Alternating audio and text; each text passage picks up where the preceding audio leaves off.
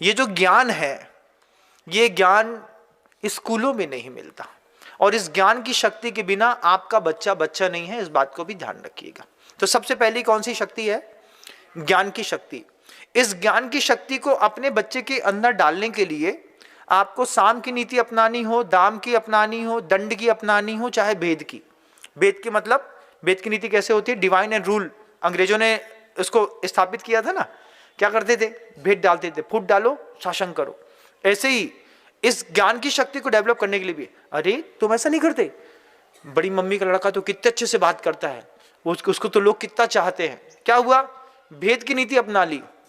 घर के अंदर के किसी और बच्चे की प्रशंसा करके आप अपने घर के दूसरे बच्चे से उस तरीके के काम को करवा सकते हैं। भेद की नीति।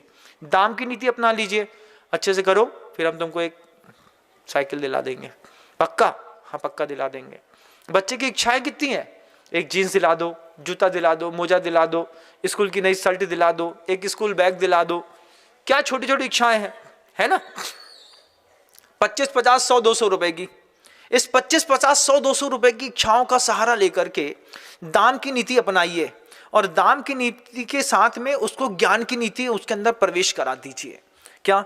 बस तुम इतना नियम ले लो कि तुम कोई से आंख मिला के बात नहीं करोगे। हाँ, नहीं करेंगे। हमने किसी के सामने देख लिया तो तुम्हारा जो पुराना वाला बैग है ना, वो तुमको हम वापस दे देंगे और नया वाला बैग बॉक्स के अंदर रख देंगे। 2 बैग रखो घर के अंदर बच्चों के लिए, एक नई शर्ट रखो एक्स्ट्रा, एक बैग एक्स्ट्रा रखो, एक शर्ट एक्स्ट्रा रखो, उसके ड्रेस का एक पैंट एक्स्ट्रा रखो, उसके शूज एक्स्ट्रा रखो। बोले जब तुम अच्छा करोगे ना तो तुमको नया ले जाने मिलेगा, नहीं तो पुराना। और जिस दिन बच्चे ने गड़बड़ करी तो कुछ ज्यादा नहीं करना है, पुरानी शर्ट पुराना बैग दे दिया, जाओ। इतने में आपको आश्चर्यकारी परिवर्तन अपने बच्चों में दिखेगा।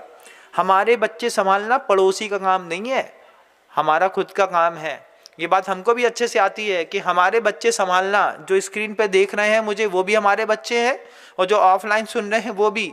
पड़ोसी का काम नहीं है कि कोई फलाने सरकार के तुम प्रवचन सुनोगे और तुम सुधर जाओगे। तुमको सुधारना हमारा काम है। किसका काम है? बोलो, हमारा काम है। तो अपने अपने घर में रहना सबसे अच्छी बात होती है। इसको अनायतन सेवा नहीं, मतलब आयतन सेवा कहते हैं कि तुम हमसे बंधे रहो तो ठीक है, फिर पता चलो तुम्हारा पड़ोस लड़का जो है पड़ोसी घर में जाकर के खाने पीने लगे, तभी वो पड़ोसी का हो जाएगा।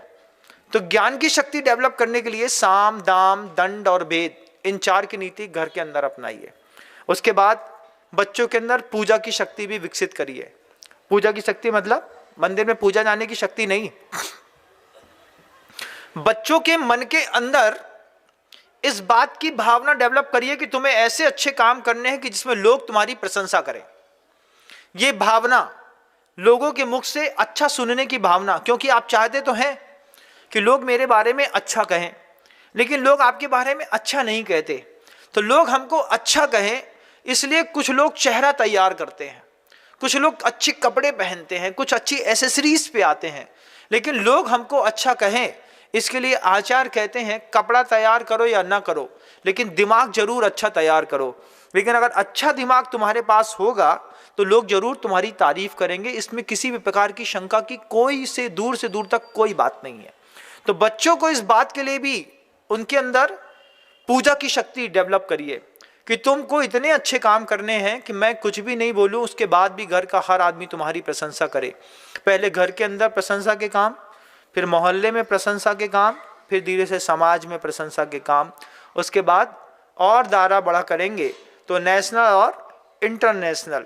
और एक बार बच्चों को किसी भी तरीके से प्रशंसा के काम करने पर प्रशंसा मिल जाती है, उसके बाद बच्चे कभी पीछे मुड़ करके नहीं देखते। इसका उदाहरण दिखा देता हूँ। 4th क्लास में एक बार एक बच्चा कोई मॉनिटर बन जाए, उसके बाद ये बात तय है कि वो बच्चा 4th के बाद 5th में भी, 6th में भी, 7th में भी, 8th में भी, 9th में भी मॉनिटर बनता ही है। क्यों? एक बार अपने बच्चे के अंदर हमने लीडरशिप क्वालिटी डेवलप कर दी, सेल्फ मोटिवेशन डेवलप कर दिया, उसके बाद दुनिया में हमारे बच्चे को कोई पीछे नहीं कर सकता। लेकिन अपने घर के अंदर ही जी आ गए गधा, जी आ गए उल्लू के पट्टा, जी आ गए कुछ और ऐसे शब्दों से आप अपने बच्चे को डील करते हैं ना, करते हैं ना आप अपने बच्चे को डील।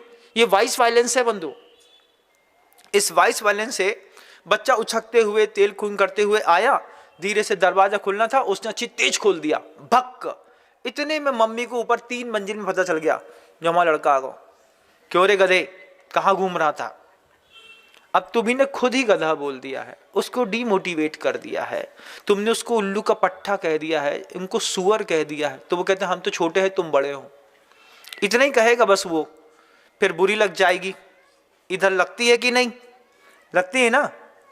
अब कुछ उसने गलती करी और तुमने उसको सुअर कह दिया, और उसने कह दिया हम छोटे हैं बड़े तो आप हो, इतना ही। उसने तो सुअर का नाम भी नहीं लिया, लेकिन इतने शब्द कह करके उसने पूरी परिभाषा बदल दी। और फिर आपको लग गई बहुत बुरी। आप थे ताकतवर, बच्चा था कमजोर, तुमने उठा के उसको 2 तमाचे मार दिए, बेचारा रोने लगा, माँ ने आंचल में छुपा लिया। कहानी खत्म नहीं हो गई, कहानी गढ़ना आपने शुरू कर दिया। छोटे से बच्चे को जब कोई व्यक्ति डांटता है, मारता है, बच्चा दिमाग में फीड करता चला जाता है। एक एक दिन की मार, जैसे कच्चा घड़ा एक एक बूंद पानी अंदर सोखता चला जाता है, और एक वक्त आता है कि एक बूंद पानी गिरता है और पूरा का पूरा घड़ा भसक जाता है। बच्चे कच्चे घड़े हैं, इन कच्चे घड़ों को गलत सिग्नल मत दीजिए और गलत पानी मत डालिए, नहीं तो अपराधी माने जाएंगे। बात ध्यान रखिएगा। बच्चों के अंदर ऐसी शक्ति डेवलपमेंट करिए कि लीडरशिप क्वालिटी हमको खुद डेवलप करनी पड़ेगी। ज्ञान की शक्ति, पूजा की शक्ति, तीसरी कुल की शक्ति भी बच्चों के अंदर डेवलप करी जाती है। ये भी आपके घर के अंदर की जवाबदारी। बेटा अपने घर में ऐसा नहीं होता। जैन समाज के बहुत सारे घर एक ही मोहल्ले में होंगे।